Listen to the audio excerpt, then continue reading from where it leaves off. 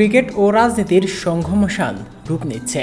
ক্রীড়া উপদেষ্টা এমন কথা বলেছেন যা অনেকেই অবাক করেছে। সেই সঙ্গে সাকিবের পোস্ট ও প্রতিক্রিয়া বিষয়টি গরমই রাখছে সংবাদ মাধ্যমে। আসিফ মাহমুদ, বর্তমান যুব ও ক্রীড়া উপদেষ্টা, একটি ফেসবুক পোস্টে ইঙ্গিত করেছেন, যার হাত ছাত্র জনতার রক্তে রঞ্জিত তাকে বাংলাদেশের পতাকা বহন করতে দেওয়া যায় না।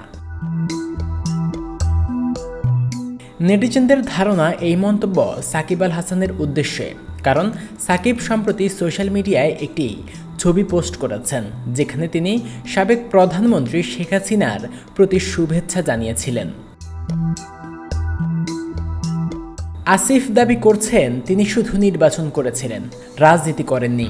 এছাড়া আসিফ স্পষ্ট করে বলেছেন যে সাকিবকে জাতীয় দলে ফিরিয়ে আনার পক্ষে তিনি নন, তিনি নিষিদ্ধের পক্ষে অবস্থান নিয়েছেন।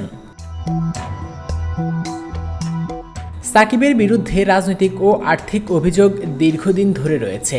শেয়ার বাজার কেলেঙ্কারি, অর্থ পাচার এবং হত্যা মামলা, এসব কিছুর প্রেক্ষিতে রাজনীতির সঙ্গে তার নাম জড়িয়ে গেছে। সাকিব পোস্ট করেছেন, শেষমেশ কেউ একজন স্বীকার করে নিলেন যে তার জন্য আমার আর বাংলাদেশের জার্সি গায়ে দেওয়া হলো না, ফিরব হয়তো কোনো একদিন, ভালোবাসি বাংলাদেশ। এই ইঙ্গিতমূলক পোস্টগুলির মাধ্যমে ব্যক্তিগত ও রাজনৈতিক উত্তরোত্তর গাঢ় হচ্ছে। ক্রীড়া ও রাজনীতির সম্পর্কে সীমানা ক্রমশ বিস্তৃত হচ্ছে। এমনকি একটি ক্রিকেটারের ব্যক্তিগত ভাব প্রকাশকেও রাজনৈতিক আলোকে দেখা হচ্ছে।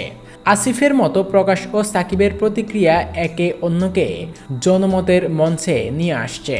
এই ঘটনার মাধ্যমে প্রশ্ন ওঠে, একজন ক্রীড়াবিদ যার উচিত শুধুই খেলা, সে কিভাবে এমন রাজনৈতিক উত্তেজনায় আটকাতে পারে?